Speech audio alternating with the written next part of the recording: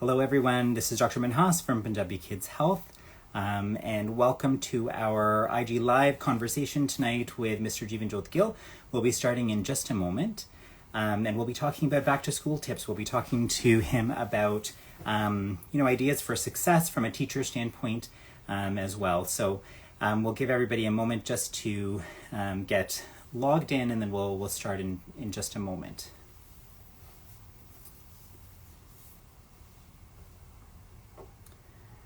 Here we go. So I see Mr. Gill here.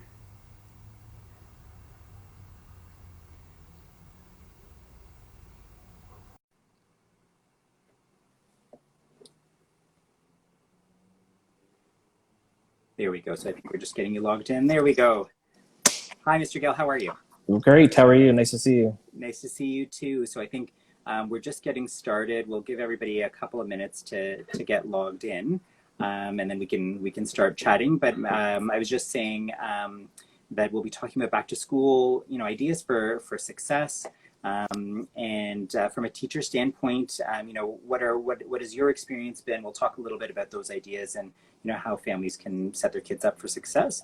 So ਜਿਹੜਾ ਤੁਹਾਡਾ ਤਜਰਬਾ ਹੈਗਾ, ਤੁਹਾਡੀ ਐਕਸਪੀਰੀਅੰਸ ਹੈਗਾ, ਉਹਦੇ ਬਾਰੇ ਅਸੀਂ ਗੱਲ ਕਰਾਂਗੇ ਕਿ ਬੱਚੇ ਸਕਸੈਸਫੁਲ ਕਿੱਦਾਂ ਹੋ ਸਕਦੇ ਸਕੂਲ ਦੇ ਵਿੱਚ. And especially, I know this is on people's minds right now. We're in September. It's back to school season for much of the world. So we'll be talking a little bit about that. And for anybody who is watching, this will be posted to our IGTV and to our YouTube as well. So maybe we can just jump into the conversation. As I was saying earlier, we're so excited to have you here today. Mr. Jeevanjot Gill is a teacher at the Peel District School Board. I'm going to turn the floor over to you if you could tell us a little bit about yourself, your experience, and the sort of work that you do. Sure. Thank you so much. First of all, I've really enjoyed what you put together, Punjabi Kids Health, and following you along and watching the other speakers you've had, especially recently, Gearing Up for School. I myself have taught in Brampton in the Peel Board for 14 years, and I'm an elementary school teacher. I've taught everything between kindergarten and grade 5, primarily around the grade 3 to 5 age range, but I have spent my time in kindergarten, as we say.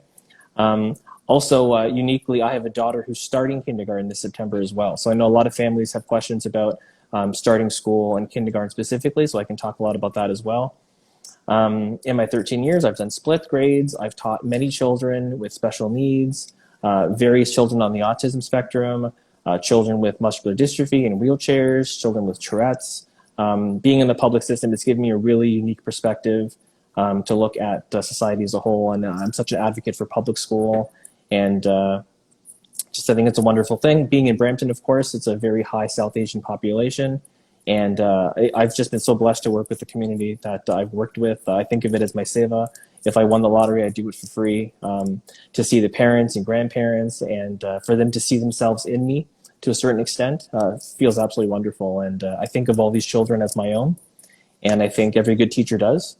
And our job is to help them succeed, right? And I think if parents can look at teachers in that light, that it's their job to help their child succeed, that they're part of the same team, then we can all bring something to the table. And hopefully today we can talk a lot more about that. When I was younger, my parents, it was always listen to your teacher no matter what. But really it's a team.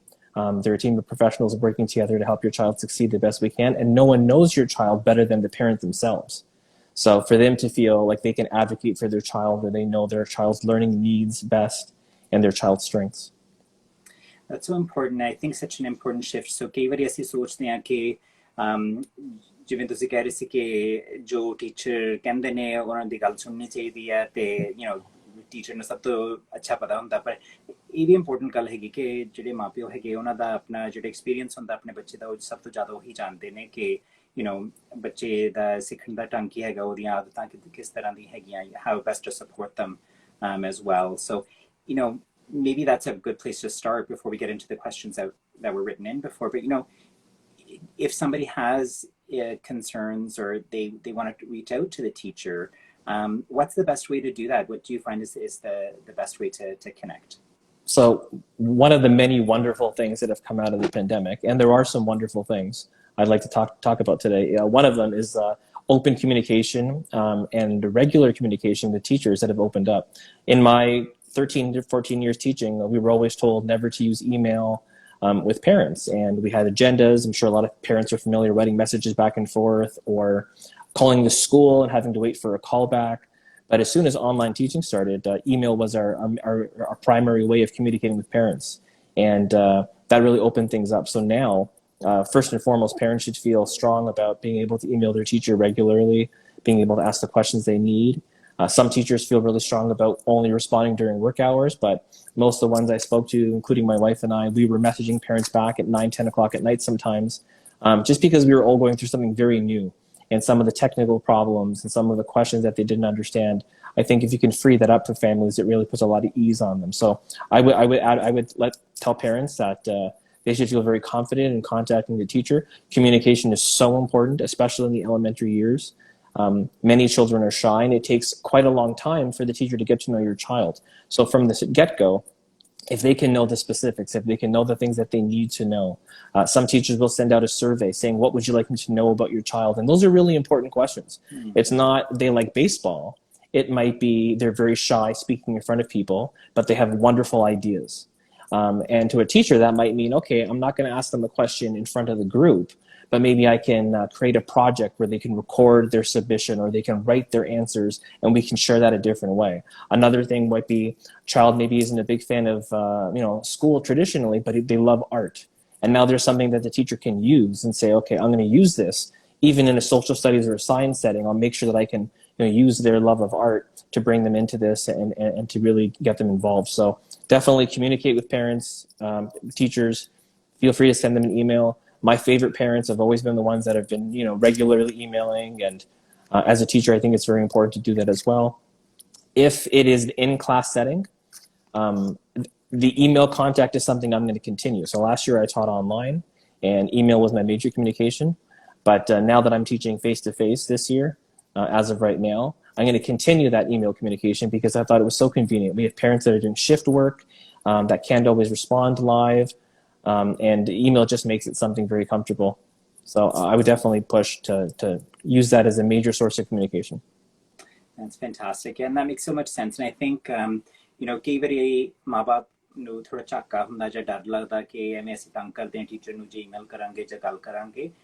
But it's important to hear that from you, right? So that it's something that you find helpful ਕਿ ਜਦੋਂ ਬੱਚਿਆਂ ਨੂੰ ਸਿਖਾਉਣ ਦਾ ਢੰਗ ਵੀ ਲੱਭਣਾ ਹੁੰਦਾ. It's important to be able to talk to moms and dads about that or to parents about that. And I think, ਮੈਂ ਨਾਲੇ ਸੋਚਿਆ ਜਿਹੜੇ ਪਰਿਵਾਰਾਂ ਨੂੰ ਅੰਗਰੇਜ਼ੀ ਦੇ ਵਿੱਚ ਈਮੇਲ ਲਿਖਣੀ ਔਖੀ ਲੱਗਦੀ ਆ, then I think ਇੱਕ ਇਹ ਵੀ ਆਪਸ਼ਨ ਹੈਗਾ ਕਿ ਉਹ ਟ੍ਰਾਂਸਲੇਟਰ ਵੀ ਬੁਲਾ ਸਕਦੇ ਆ. I think ਜੇ ਮੀਟਿੰਗ ਟੀਚਰ ਨਾਲ ਕਰ ਸਕਦੇ ਨੇ. I think in most countries you would have option ਕਿ ਤੁਸੀਂ ਟ੍ਰਾਂਸਲੇਟਰ ਉੱਥੇ ਬੁਲਾ ਸਕਦੇ ਹੋ. ਜਾਂ ਜੇ ਸਿੰਪਲ ਤੁਸੀਂ ਮੈਸੇਜ ਲਿਖਣਾ ਹੈਗਾ, I know some of my patients do it to me as well, ਕਿ simple message Google Translate ਖਾਣੀ ਵੀ ਤੁਸੀਂ cut and paste ਕਰਕੇ ਪਾ ਸਕਦੇ ਹੋ ਮੈਸੇਜ ਦੇ ਵਿੱਚ ਕਿ ਜੇ ਤੁਸੀਂ ਗੱਲਬਾਤ ਕੋਈ ਕਰਨਾ ਚਾਹੁੰਦੇ ਹੋ ਕਿ ਤੁਹਾਡਾ ਪੂਰਾ ਹੱਕ ਬਣਦਾ ਮਾਂ-ਬਾਪ ਦੇ ਤੌਰ ਤੇ ਕਿ ਤੁਸੀਂ ਟੀਚਰ ਨਾਲ ਗੱਲ ਕਰ ਸਕੋ ਫਿਰ. So I think that's important where especially during COVID, it's where parents are not in schools. So I think that can be it can seem like a bit of a fortress. So it's so nice to know that we can connect via email and that's welcome from you as well. Definitely. During parent-teacher interviews last year with the online students, obviously we always have parents have the option to choose a translator in a multitude of languages, but we also gave them the option to choose a video conference rather than a phone call. There's so much in body language and for parents to explain things themselves and to see what the teacher is saying that's lost sometimes without the face-to-face. So that was really nice to be able to do Google Meet or use Zoom calls back and forth. I had one child whose parent used sign language, and they weren't able to speak. But when I was communicating, the Google Meet itself had a built-in closed captioning, and the parent was able to sit there and read everything I was saying, and they were in tears by the end of it, saying it was the most honest conversation they ever had with their child's teacher because of this feature. So like I said, with technology and with online school, there were many wonderful things that came out of it, even during such a difficult time. But technology can be a wonderful gift, and now I hope we can move forward and keep some of those technical tools for our families, whether it be a language barrier or whether it be something like that. Yeah, absolutely. And I think the other thing I'll mention to families that I've seen successful is ਜੇ ਤੁਹਾਨੂੰ ਅੰਗਰੇਜ਼ੀ ਦੇ ਵਿੱਚ ਔਖਾ ਲੱਗਦਾ ਜਿੱਦਾਂ ਗੱਲਬਾਤ ਕਰਨੀ ਤੁਸੀਂ of course ਜੇ ਕੋਈ ਤੁਹਾਡੇ ਪਰਿਵਾਰ ਦੇ ਵਿੱਚ ਅੰਗਰੇਜ਼ੀ ਬੋਲਦਾ ਜਾਂ ਫਿਰ ਉਹਨਾਂ ਨੂੰ ਵੀ ਤੁਸੀਂ ਜ਼ੂਮ ਦੇ ਵਿੱਚ ਬੁਲਾ ਸਕਦੇ ਹੋ ਜਾਂ ਗੂਗਲ ਮੀਟ ਦੇ ਵਿੱਚ ਬੁਲਾ ਸਕਦੇ ਹੋ ਤੁਸੀਂ ਟੀਚਰ ਨੂੰ ਦੱਸ ਦਿਓ ਤੇ ਫਿਰ ਇਦਾਂ ਵੀ ਤੁਸੀਂ ਆਪਣਾ ਪੂਰਾ ਕੰਫਰਟ ਲੈ ਸਕਦੇ ਪੂਰੀ ਖੁੱਲ ਕੇ ਗੱਲਬਾਤ ਵੀ ਕਰ ਸਕਦੇ ਹੋ ਜੇ ਟ੍ਰਾਂਸਲੇਟਰ ਉਸ ਵੇਲੇ ਨਹੀਂ ਹਾਜ਼ਰ ਹੈਗਾ so I think just thinking, in different ways to make it accessible to be able to have those open conversations, like you were saying, Mr. Gill. Definitely. Maybe we should hop into some of these questions. So, one of the questions that came in was around virtual school. So, from your perspective, how was your work impacted by moving into the virtual space? So for me, like I said last year, I taught online for the entire year. This is the third school year being impacted by the pandemic. The first time when things started in March, we had no school for a little while here in Peel, in Ontario, and then it ended up being almost 2 months to finish off that school year, but there wasn't any structure to it. Some families will remember maybe they met with their teacher once or twice a week only.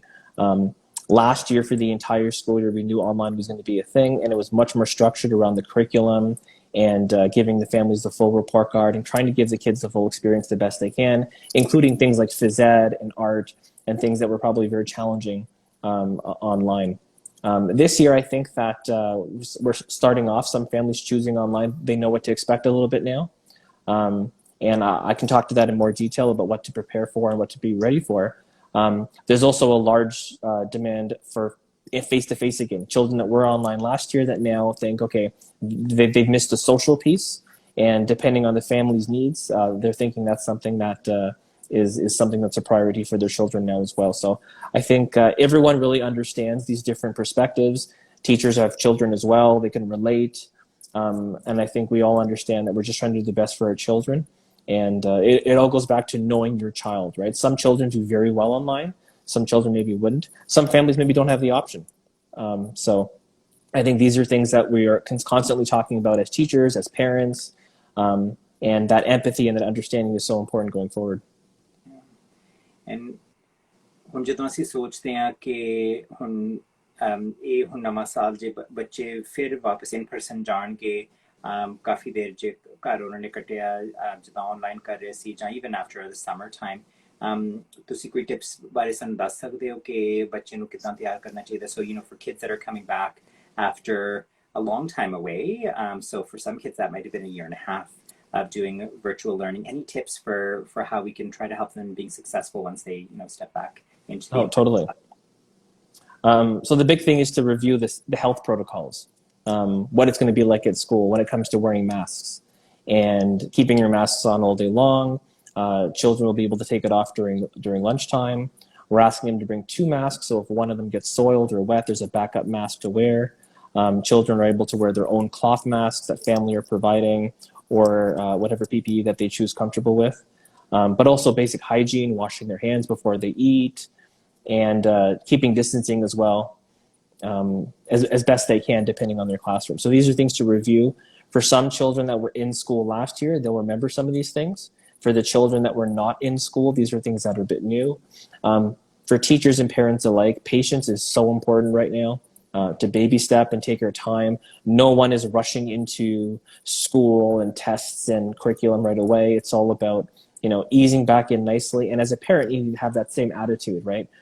Your child will mimic your feelings. They'll mimic your attitude. So if you are patient and you are positive, and school is a wonderful place, we're so excited for you to see your friends. What did you learn today? What books did you read?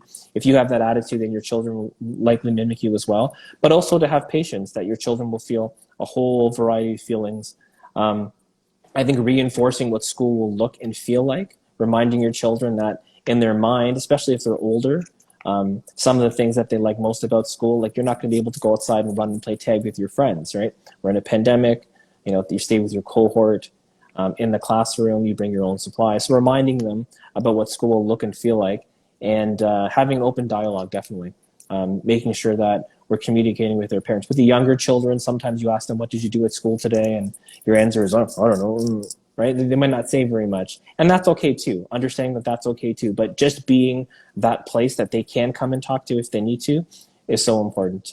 For parents like myself that have a child entering kindergarten for the first time, or for new families entering school for the first time, you don't have those memories to reinforce. And it's so important that you're establishing these routines before school starts. So for example, with my daughter starting kindergarten, we've driven to her school and she's seen the building. You can even get out of the car. We walked around the property. There's little playgrounds. I took her on the slide. This is going to be her school. Let her be familiar with it. At home, we practice having her lunch in her lunch bag with her lunch kit, having her feed herself. My kids have had sabzi, roti, and dal every day for lunch their whole life in a little tall.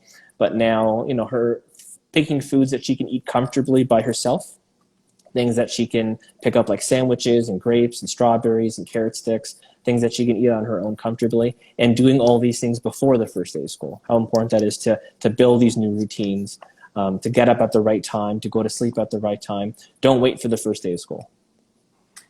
Absolutely. Yeah, that's so important. And, with my son's older and is going to a new school, and we've done some of those same sorts of things. We've done the drive-by. So seeing what that playground's like, trying to get kind of pre-familiarized with that environment, I think is so important.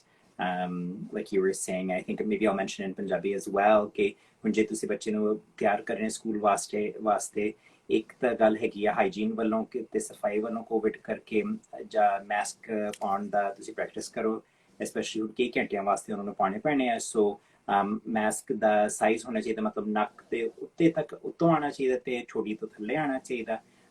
ਤੇ ਤੁਸੀਂ ਕੱਪੜੇ ਦੇ mask ਵੀ ਭੇਜ ਸਕਦੇ ਹੋ ਸਕੂਲੇ। ਤੇ mister Gill ਕਹਿ ਰਹੇ ਸੀ ਕਿ ਆਮ ਤੌਰ ਤੇ 2 ਮਾਸਕ ਨਾਲ ਜਾਣੇ ਚਾਹੀਦੇ, ਜੇ ਕੋਈ ਗੰਦਾ ਹੋ ਗਿਆ ਜਾਂ ਲੰਚ ਟਾਈਮ ਤੇ ਫਿਰ ਚੇਂਜ ਵੀ ਕਰ ਸਕਦੇ ਆ। ਸੋ ਮਾਸਕ ਦਾ ਵੀ ਹੈਗਾ, ਤੇ ਨਾਲੇ ਜਿਹੜੀ ਸਕੂਲ ਦੀ ਮਾਹੌਲ ਹੈਗਾ ਉੱਥੇ ਜਿਹੜੀ ਥਾਂ ਹੈਗੀ ਆ ਉਹ ਵੀ ਫਿਰ ਬੱਚੇ ਨੂੰ ਤੁਸੀਂ ਫਿਰ ਦਿਖਾ ਸਕਦੇ, ਜੇ ਪਹਿਲੀ ਵਾਰੀ ਜਾ ਰਹੇ ਨੇ ਜਾਂ ਕੁਛ ਦੇਰ ਬਾਅਦ ਜਾ ਰਹੇ ਨੇ।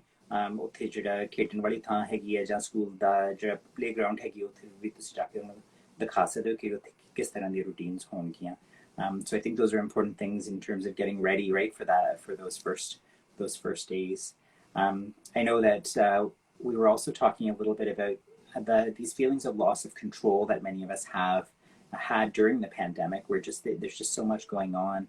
And I know I've been recommending to my patients as well that they can think about, what are things that kids can have a bit of a say in. So if it is, choosing which lunchbox they get, or, choosing an outfit for the first day of school, so then it feels like they have some control over, some of those small things for that first day as well. Then ਬੱਚੇ ਨੂੰ ਥੋੜਾ ਮਨ ਨੂੰ ਤਸੱਲੀ ਮਿਲ ਜਾਂਦੀ ਹੈ, it can help to calm them down a little bit as well. Definitely. Get them involved in the back to school planning, get them involved in preparing the lunches. They're more likely to eat their lunch if they know what's in the lunchbox. If they're the kid that opens it up and they're surprised they don't know what it is, they're much likely not to eat it. But if they're involved in packing it, picking their favorite snacks and fruits, having that conversation, giving them the responsibility, even really young, putting it back in your bag, coming home, the routine of where your bag goes, putting your lunchbox away, all those little things, they're involved in the process. This is their schedule. Kids thrive with consistency and routine. It's very important. They need these things, even from such a young age. And they love patterns. They love habits. It makes them feel like there's calm in the world. And that's so important. So important, especially right now, like you were saying, right? Yeah. And so maybe we could talk a little bit more about kids that are going for the first time, like you were mentioning with your daughter as an example. So ਜਿਹੜੇ ਬੱਚੇ ਪਹਿਲੀ ਵਾਰੀ ਹੁਣ ਸਕੂਲੇ ਜਾ ਰਹੇ ਨੇ, ਉਹਨਾਂ ਦੀ ਤਿਆਰੀ ਵਾਸਤੇ ਕਿਹੜੇ ideas ਹੈਗੇ ਨੇ, like what are ways that we can try to help? Was there anything more that you wanted to mention around that? Start practicing the routines early was the big one. So you don't want their first day of school to be unknowns. You talk about it beforehand. Have books around your house that are about their first day of school. There's many children's stories, or find something on YouTube talking about, Clifford's first day of school, or whoever your character is, Franklin books, whatever it is, things that they're into and they like and they enjoy. And start getting up for school time if you're not already, whatever that means for you. Whoever is dropping them off, whatever your routines are, if it's the bus, going out in the morning time, saying this is when your bus is going to come, if you're dropping it off, even doing a drive by the school, do those routines so that the first day of school feels a little familiar. And then sharing with your child, not only are you a little nervous, and that's natural. As a parent, you might be feeling a little bit of that. The teachers are definitely feeling that too. I always say to my class that the first day of school is so wonderful because I get to meet 25 or 30 new best friends. These are going to be my best friends. These are the people that I spend more time with than my family, and I'm so excited to learn about them. These are my best friends. After a couple of weeks or a month, we're going to be just like a little family, and give them something to look forward to. With the kids that are a bit older, grade 4, grade 5, grade 6, and so on, having them know that your teachers are going to ease into things, especially this year. We're not going to rush into testing and doing assessments and seeing what you learned last year. It's really a lot of social emotional intelligence. As a teacher, tomorrow we start our professional development, and the theme for tomorrow is focusing specifically on children's mental health. I mentioned that I'd be happy to talk to you a little later in the year and talk about what those PDs, what those professional developments were, what our focus is, what our aim is. But really, we're starting to talk as teachers about our role specifically on making them know that the world is a safe place and that you are loved and special, and making sure that they feel this is a place that they want to be, especially in elementary, right? This is where you have colorful classrooms and you're doing art and music and drama and dance. And I would say most children when they're young, they just love school because there's something in that they really, really enjoy. And focusing on that with your children, right? What do they really love? Is it the sports? Is it the music? Is it the art? Is it math? Is it books? Is it all of the above sometimes, right? Really getting them excited for that. With first timers as well, they're going to be exhausted when school's finished. They're going to be very tired because they're going to be mentally and cognitively challenged in a way that they haven't been. Lots of new stimulus. Well, who's ever in charge of picking up your child, pick them up with a snack. Don't be surprised if they're not finishing their whole lunch. Typically, kids have about 20 minutes to eat their lunch independently by themselves. I know for my daughter, it takes her an hour to finish her roti. So expect sometimes that they're not going to finish all of their food. Don't be disappointed at it. Talk about it. Talk to them about, would you like something different? Or maybe tomorrow you can try eating right away quickly. But have a snack on hand. Your children are going to be burning calories in whole different ways. When you pick them up after school, have a snack ready. Have a snack and a smile, I always say, right? To greet your child. That's fantastic. And I think that kind of goes into what you were mentioning earlier about, checking in on how their day was. ਕਈ ਵਾਰ ਜਦੋਂ ਅਸੀਂ ਪੁੱਛਦੇ ਹਾਂ ਅੱਛਾ ਸਕੂਲੇ ਕੀ ਕੀਤਾ ਸੀ ਦਿਨ ਤੁਹਾਡਾ ਕਿੱਦਾਂ ਲੰਘਿਆ ਸੀ ਕਈ ਵਾਰੀ ਬੱਚੇ ਨੂੰ ਗੱਲ ਕਰਨ ਦਾ ਜੀ ਨਹੀਂ ਕਰਦਾ ਜਾਂ ਥੱਕੇ ਹੁੰਦੇ ਆ and I know I feel the same way when someone asks me about how my day was and I've had a really long day. I don't want to talk about it. And so I think in the same way it's important for parents to make some space for that, and I think the snack and the smile absolutely helps. And then also just maybe letting some of that come out more organically later in the evening or maybe the following day or something as well. Because I think I was just thinking about the excitement that parents have for that first day of school as well. So I think it's important to kind of give some space for kids to be able to decompress a little bit after that first day. Definitely. And I know with our household, we also try to think of, what's something that we can look forward to celebrate the end of that first day as well. And whether it's an opportunity, like an experience to do together, sometimes it might be a meal that the child chooses as well. So it's something that they can keep looking forward to as well as a part of that. Another question we had, someone had written in was, when we're getting our children ready for school, from your standpoint, what should we be putting in their backpack? What should we be packing for them? So ਜਦੋਂ ਬੱਚਿਆਂ ਨੂੰ ਅਸੀਂ school ਵਾਸਤੇ ਤਿਆਰ ਕਰਦੇ ਹਾਂ ਤੇ ਉਹਨਾਂ ਦਾ ਬਸਤਾ ਤਿਆਰ ਕਰਦੇ ਹਾਂ, ਉਹਦੇ ਵਿੱਚ ਕੀ ਪਾਉਣਾ ਚਾਹੀਦਾ ਪਹਿਲੇ ਦਿਨ ਵਾਸਤੇ? So in our schools, we have nutrition breaks. We have 2 nutrition breaks. When we were younger, we had one longer lunch period. It was the middle of the day, but public health a long time ago advocated for it's better for them to have 2 nutrition breaks. It gives them a break up from their curriculum, from their studies, a break for their mind. It's also more likely for them to eat and keep themselves fueled. But it's called nutrition break for a reason. These are not supposed to be candies and snacks, even with the young ones. It's nutritious food to fuel their mind and their bodies. So we should be, like I said, involving them in their lunches. So having them be involved and have a say in it. But fruits and vegetables, of course, are the way to go. In a lunch box where you have a little small section, there could be some little snack or candy or cookie or something. But primarily fruits and vegetables should be something. And there's such a variety, right? So what a great way to spend time with your child. Have them be involved in the grocery order. Have they ever tried kiwi before? Maybe you try that one week. Okay, let's try grapes this week. Let's try tangerines, strawberries, cantaloupe. What's the word in Punjabi? What's the word in English? There's so much dialogue you can get from planning their lunches together. With the older kids, you can talk about the fractions involved, the size, the grams, the weight. You can talk about how it's planted. Right now, we have so many things growing in our own garden. So my daughter's taking a handful of cherry tomatoes. She loves the cherry tomatoes, and she can tell you everything about how to plant it, how to grow it, the different varieties of tomatoes.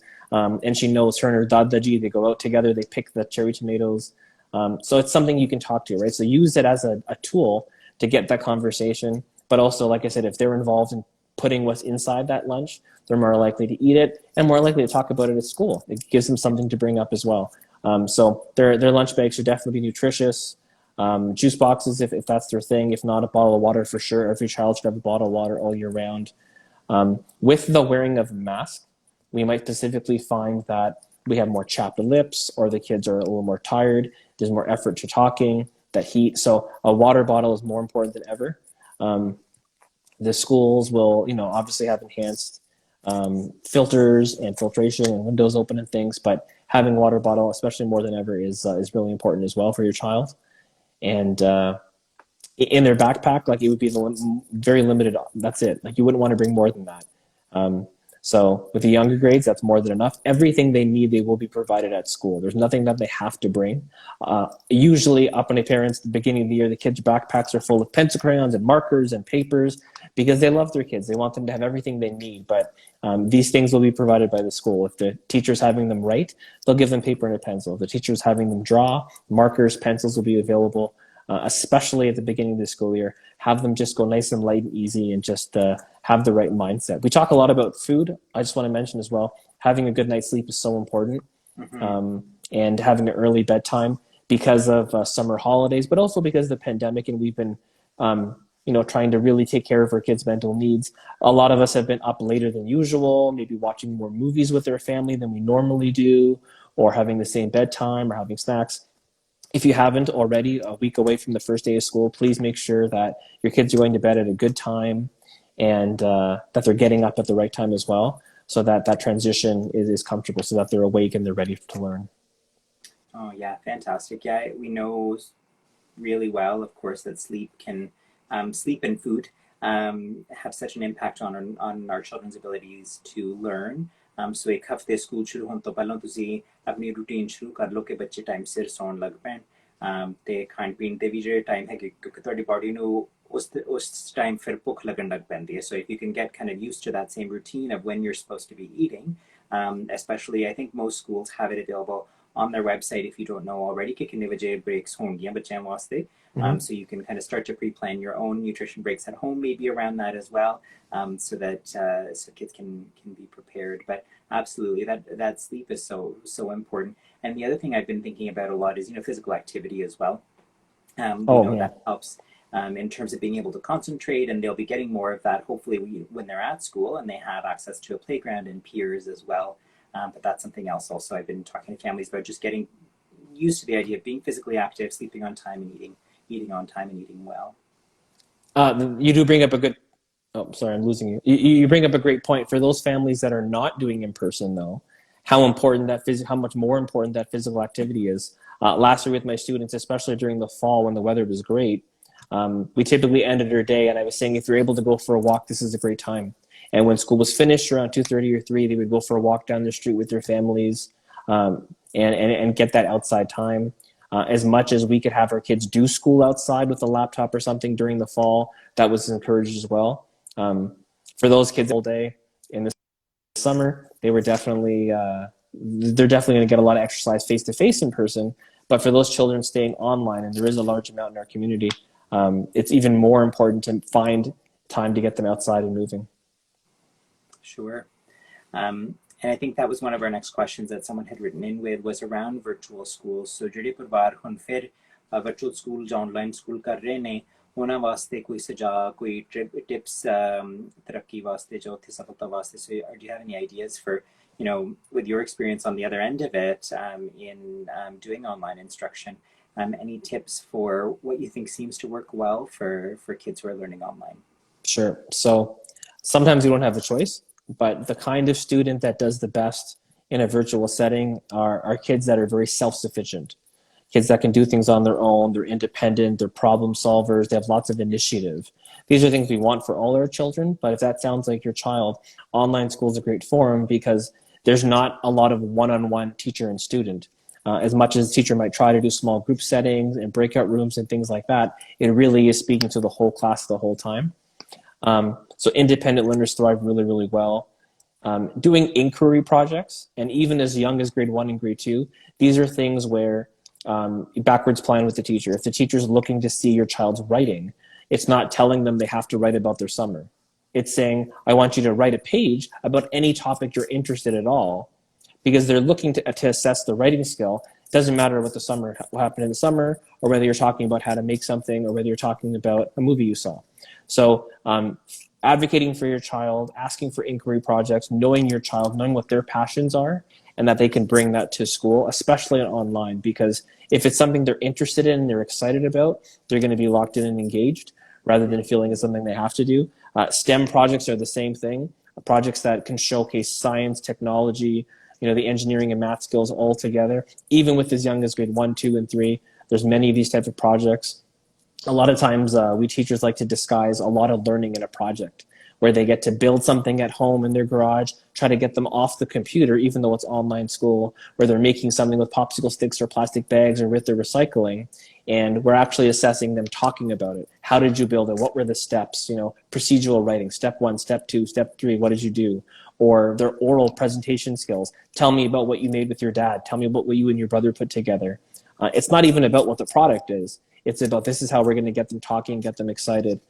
So make sure that you are involved in that, and that know that you have a say and you can talk to your teacher, ask them for these things, look forward to these things. What are the STEM projects you're doing this year? What type of inquiry projects where my child who already loves karate or they love soccer, how can they bring that into their school? When will there be a chance where my son can show his passion, can talk about the things he loves about? And that might even help the teacher get, oh, that's a great idea. Maybe our next so-and-so unit, we can incorporate that. It's very important with students doing online school to have a balance for screen time. I never gave any homework last year because they were on the screen from 8 to 3 or 8 to 2 almost the entire day. That when online school was done, I asked them to, read a book, go for a walk, help with dinner, take care of your brother, go walk your dog, do all these other things, but not be on the computer. We have kids doing more screen time than was ever recommended, but it's a pandemic, and this is something we have to deal with. But if your child is doing online school, know that deadlines do not really mean much when it comes to assessment. If a teacher's telling you that this needs to be done in 2 or 3 days and you see that your child is working late, contact that teacher and tell them my child will hand this in a little late, 3 or 4 days later, but I want that for my child. And I can't think of a teacher who takes marks away for being late, especially elementary. That's not what we're assessing. So if they need a little bit more time, and there's numerous factors, right? It could be screen time. It could be brother and sister sharing a computer. It could be mom and dad are not home to help and answer questions. So some children will need different timelines. And advocating for your child, making sure that they are not on the computer late at night, not on the computer after being on all day long. It's a balance for their mind, a balance for their eyes, for their back, sitting all day. But it also tells them that, it's not a serious, strenuous thing. They need to be children. They need to be happy. They need to have a balance and play. And that's so important, that balance between off-screen time. The last thing is your child needs to be prepared for online school in terms of the technology. And the things we tell parents is please make sure your child has a designated workspace. So a space that is just for school. If there are siblings in the house that are doing school at the same time, you can't have them sitting beside each other. That's not going to work very well when it comes to playing music or having a teacher or them acting back and forth. They need a designated workspace. That's not always an option, I understand. That's where something like headphones comes in really well. So they can sit and they can listen, but if the parent is doing something, if they're working alongside them. I had many students that were sitting beside their parents who were working from home together. But headphones comes in really handy for that. Adequate supervision is really important with the older kids as well. They're sitting at the internet. The internet is the whole world. They have everything they want right in front of them. And the temptation to open up another window and look at a video game or something, adequate supervision. You know your child best. And if they know that you are monitoring or someone is walking around, seeing that they're online working is very important. As a parent, it's important, if you can, to familiarize yourself with the virtual learning environment. So if your teacher is doing Google, the suite of Google applications, for you to know that really well. And for some parents, that's intimidating. They're saying these kids are doing all these things technology-wise. I don't know what they are. And I always say, any question you have or any question your child has, if you just type it in YouTube, you can find a video giving you the answer in 2-3 minutes. So I had children that were 8 or 9 years old, and rather than me telling them, showing them how they can find this themselves on YouTube, they were able to upload videos for projects. They were adding sound to their videos. They were changing the graphics in a Google slide format. And I would tell the parents, do the same thing. Whatever your question is, ask me, or go onto YouTube, find a 2 or 3 minute tutorial about how to do something in what the suite that your child is using.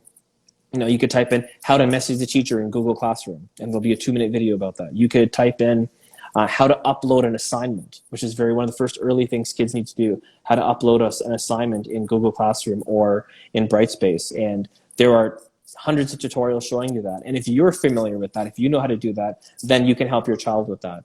And if your child is older, it's just encouraging them, going back to what I said about self-sufficiency and having that initiative, encourage them to find those answers before they ask their teacher. Last year, there were many teachers that were learning alongside their students. The teachers had no idea what they were doing, and they were learning it day by day with their students.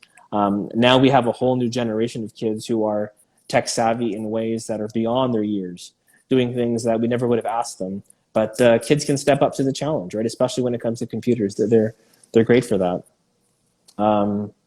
And the last thing I would say is to know that it's okay for your child to need a break. Even if the teacher is insisting to have the camera shared in all of these virtual learning platforms, they can block their camera. And sometimes they need that. Sometimes they might be tired. Your child might be a little shy. There's nothing wrong with that. You know your child. You know if they're participating. You know if they're engaged. If they need an extra day off. Right? This is a pandemic. If your family is going through things, if they need an extra day off, their mental health is so much more important than anything right now. Them knowing that they come first, not the assignment, not the project, not the schedule, but they come first as a person. And I've had parents sometimes send me messages saying my child wasn't feeling well today. Please let me know what the homework is, what the assignments are. And I would respond with, spend time with your child. Don't worry about it. They'll catch up the next day. Spend time with your child. Have a wonderful day if they need it. And we don't hear that enough, especially in our community. It's always school, school, school, listen to your teacher, and just advocate for your children. And if they need to block their screen, if they choose not to answer with their microphone, if there's something going on in the household and they need to be away from the camera, all these things are acceptable. That's so helpful, right? And I think going back to, again, the dynamics that parents can have with teachers, I think ਅਸੀਂ ਆਪਣੀ community ਦੇ ਵਿੱਚ ਕਈ ਵਾਰੀ ਇੱਕ ਬੰਦੇ ਤੇ respectful ਵੀ ਹੁੰਦਾ teacher ਵਾਸਤੇ, but also I think ਥੋੜਾ ਡਰ ਵੀ ਹੁੰਦਾ ਕਿ ਅਸੀਂ ਕੋਈ problem ਨਾ ਬਣਾਈਏ ਜਾਂ like I was saying before ਕਿ ਪਹਿਲੋਂ ਕਿ ਅਸੀਂ teacher ਨੂੰ ਤੰਗ ਨਾ ਕਰੀਏ. But I think that's really helpful to hear what you're saying around that idea of, being able to advocate for your child अपने ਤੁਹਾਡੇ ਬੱਚੇ ਦੇ ਜਿਹੜੇ needs ਹੈਗੀਆਂ ਜਾਂ ਜੇ ਔਖਾ ਲੱਗ ਰਿਹਾ ਹੈਗਾ ਜਿਹੜਾ ਆਨਲਾਈਨ ਸੌਫਟਵੇਅਰ ਯੂਜ਼ ਕਰਨਾ ਜਾਂ ਅਸਾਈਨਮੈਂਟ ਟਾਈਮ ਸਿਰ ਕੰਪਲੀਟ ਕਰਨੀ, ਤੁਸੀਂ ਫਿਰ ਟੀਚਰ ਨਾਲ ਗੱਲ ਕਰ ਸਕਦੇ ਹੋ, ਈਮੇਲ ਪਾ ਸਕਦੇ ਹੋ ਜਾਂ ਫੋਨ ਤੇ ਗੱਲ ਕਰ ਸਕਦੇ ਹੋ ਕਿ ਉਹ ਥੋੜਾ ਬੱਚੇ ਦੇ ਮੁਤਾਬਕ ਵੀ ਥੋੜਾ ਬਹੁਤਾ ਜੇ ਚੇਂਜ ਹੋ ਸਕਦਾ ਫਿਰ ਅਰੇਂਜਮੈਂਟ ਬਣਾ ਸਕਦੇ ਹੋ ਮਤਲਬ. So I think that's important. We often do get caught up with the idea of just getting things done on time and doing them fast and well, and especially with virtual school, it's such an unusual, unnatural sort of learning environment, and so I think it's important to connect with teachers to be realistic about what needs to be done and realistically when. Definitely. Yeah, and just looking back at some of our questions, I think we were going to talk a little bit about, pros and cons of virtual learning. You touched on that a little bit. Was there anything further you wanted to say about, when we think about virtual learning, or if there are families right now that are thinking about, maybe we could think of it in that way right now, especially with our time period that we're in. If families are thinking about virtual learning versus in person, maybe a little bit more if you could speak to who does well in that sort of setting, and what are some of the pros and cons. So ਜਿਹੜੇ ਪਰਿਵਾਰ ਹੁਣ ਸੋਚ ਰਹੇ ਨੇ ਕਿ ਬੱਚੇ ਨੂੰ ਅਸੀਂ ਘਰ ਰੱਖ ਕੇ ਵਰਚੁਅਲ ਫਿਰ ਕਰੀਏ, ਵਰਚੁਅਲ ਸਕੂਲ ਕਰੀਏ ਜਾਂ ਇਨ ਪਰਸਨ ਜਾਣ ਵਾਸਤੇ, ਉਹਦੇ ਬਾਰੇ ਤੁਸੀਂ ਦੱਸ ਸਕਦੇ ਹੋ ਕਿ ਕਿਹੜੇ ਬੱਚੇ ਵਰਚੁਅਲ ਦੇ ਵਿੱਚ ਜ਼ਿਆਦਾ ਸਫਲਤਾ ਪਾਉਂਦੇ ਨੇ ਜਾਂ ਜ਼ਿਆਦਾ ਸਕਸੈਸਫੁਲ ਹੁੰਦੇ ਨੇ, ਤੇ ਕਿਹੜੇ ਬੱਚੇ ਨੂੰ really ਜ਼ਰੂਰੀ ਹੈਗਾ ਕਿ in person ਜਾਣਾ ਜੇ ਹੋ ਸਕੇ ਤਾਂ. Can you talk about that? Sure. So I'll start by saying that not every family has the choice, and we understand that, and we have to empathize with that. Some families have to send their child in person because there's no one to stay home with them. There are no grandparents, there are no daycare, there are no family working from home options. So never to feel guilty as a parent about that. We are doing the best that we can, and never to feel that pressure. Families that have the option of working from home, which is really a privilege. Myself, I worked from home last year, and it's wonderful to have my child. I don't have the option this year. I have to be in the school building. My wife is teaching online, and she has to be teaching the school. This year in Ontario, teachers have to be in the school building, even if they're doing online classes. So that's different from last year. So we obviously empathize with families because we can relate to that, right? Some teachers would want to be at home with their families instead, and they empathize with that. So never to feel guilty about your situation. Sometimes you don't have a choice. I did say earlier that a child who is independent, self-sufficient, someone who shows a lot of initiative online is wonderful for them because it's very independent. It's you and the teacher. A lot of times it's a child sitting by themselves by the computer, told what to do. If they run into a problem, sometimes they can ask their teacher. That's difficult with the virtual learning environment. But if they're able to say, you know what, let me just Google this question, I'll find the answer. Or let me jump on YouTube and say, I'm having trouble uploading a document, how to upload a picture in Google Slides, and a video comes up. If they're a kid that's keen to do that, these are typically, grade 3, grade 4, or maybe they're used to doing that. Those kids will be totally fine, and they'll be doing incredible things on the computer that you'd be shocked and surprised to see. Mm-hmm. With the younger grades, with kindergarten, grade 1, grade 2, even with the younger children that maybe are not as comfortable using a computer on their own, they will do well if they have an adult with them. And I had many students that had a parent sitting beside them the entire day. And that's not something everyone's able to do. But if you have an adult, a grandparent, a second parent at home, an older sibling that's able to sit with the child and help them, they can totally thrive in that environment. I had a boy last year in my class who the previous year in class in grade 2 had struggled. He had very, very low marks. He was depressed every day. He didn't want to go to school. Last year in online school, he thrived. This boy had the biggest smile on his face. He was away from all of the social distractions that caused him to have a difficult year, away from all the bullying and stuff. His mother was home, and truly, he just missed his mom every day. So the fact that he got to stay home, have a warm breakfast, have a warm lunch, his mother was nearby, it took all those distractions away. And the boy was incredibly intelligent. So for some children, they can definitely thrive where they're comfortable and they feel safe. You know your child. For some of them, especially after a year at home, they're really, really missing that face-to-face, and they're really missing the social parts of school, and they enjoy that the most, seeing their friends. I think of children that are that don't have any siblings at home or don't have close cousins that really miss that interaction. Whereas we have some families where there's 4 or 5 kids in the house sometimes, right? So it really depends on your situation, and you need to know your child. Either way, your child can succeed and do well if we are presenting them with multiple opportunities to show their learning, whether it be through a video or through writing it or drawing about it or talking about it. Children are multidimensional, and the way that we assess any good teacher these days is it's a multiple of assessment as well. You're not just looking at one piece. In math, yes, you're doing a math test, but you're talking about your math, you're showing your math, you're drawing your math. So it's really knowing that they can show their learning in multiple ways. Teachers are always looking to make accommodations and modifications, anything they can do. Our job is to help bring out the knowledge that's in your child, to bring out their ideas, to bring out their thinking and feeling, not to teach them everything they need to know. Those days are over. Anything your child wants to know, they could Google it and find in 1 second. A teacher's job is really to excite a child, make them excited about their learning, share it in an interesting way, and then really organize and put together assignments and projects in teaching to make them show their learning in many ways. So again, parents need to know that our children are resilient and they've developed incredible resiliency. And if your child has certain strengths, you want to bring those strengths out, and the parts where they need to work on and focus, those are our goals. A child who is more shy, a child who is not very independent, who usually thrives in some assistance, they may have a difficult time online, and there's easier for those type of children to be quiet and just participate quietly, right? Like we always say, a good student's a quiet student. We don't think that anymore, right? We want them involved and participating, and it's very easy for those children to be really quiet and just be there every day, say their good morning, and they don't talk the rest of the school day. So you have to watch out for those children that are just kind of hanging back. If that is your child, you let the teacher know to please bring them out of the corner, right? Call on them because they may not put their hand up. Ask them what they're thinking because they may not volunteer. Those are the children, whether it's in class or online, that we really need to address and try to get the teacher involved, and at home, get the parents involved to really bring out their talk, bring out their learning, bring out their thinking. Yeah, that's so important. I think ਪਰਿਵਾਰਾਂ ਵਾਸਤੇ ਸੋਚਣ ਲਈ ਕਿ ਮੇਰਾ ਬੱਚਾ successful ਹੋ ਸਕਦਾ virtual learning ਦੇ ਵਿੱਚ ਕਿ ਨਹੀਂ, ਤੇ ਜਿਵੇਂ ਤੁਸੀਂ ਕਹਿ ਰਹੇ ਸੀ ਕਈ ਵਾਰੀ ਤਾਂ ਰਿਐਲਿਟੀ ਹੁੰਦੀ ਹੈ ਕਿ ਘਰ 'ਚ ਬੱਚੇ ਨੂੰ ਰੱਖ ਨਹੀਂ ਸਕਦੇ ਜਾਂ ਤੁਸੀਂ ਸਕੂਲੇ ਨਹੀਂ ਪਾ ਸਕਦੇ ਕਿਉਂਕਿ ਘਰ ਦੇ ਵਿੱਚ ਕਿਸੇ ਨੂੰ ਕੋਵਿਡ ਦਾ ਖਤਰਾ ਜ਼ਿਆਦਾ ਹੈਗਾ।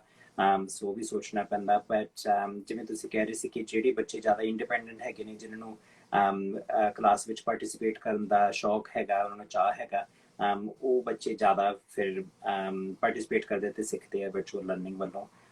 ਜੇ ਤੁਹਾਨੂੰ ਸਿੱਖਣ ਦਾ ਜਾਂ ਜੇ ਤੁਹਾਨੂੰ ਚੁਣਨ ਦਾ the opportunity ਹੈਗੀ ਆ। So I think that's something important to think about, as parents think about what does that look like. I know I had many kindergarten patients who were having a really hard time with virtual learning, and we were just talking about really how our learning strategies and so much of that richness really does come from that in-person interaction if possible. Definitely. Yeah. I think maybe we should pause there. We had a whole bunch of questions that people had written in with that we got to go through. But for anybody who's just joined us later in the conversation, we'll be posting this to our YouTube and to our IGTV. Mr. Jeevanjot Gill, thank you so much for joining us for our conversation today as we get our kids ready to go back to school. And good luck to you this academic year. And to your family as well. And we look forward to having you back on again sometime soon. Thank you. Like I said, I'd be happy to talk about some of the changes and some of the training we've been given.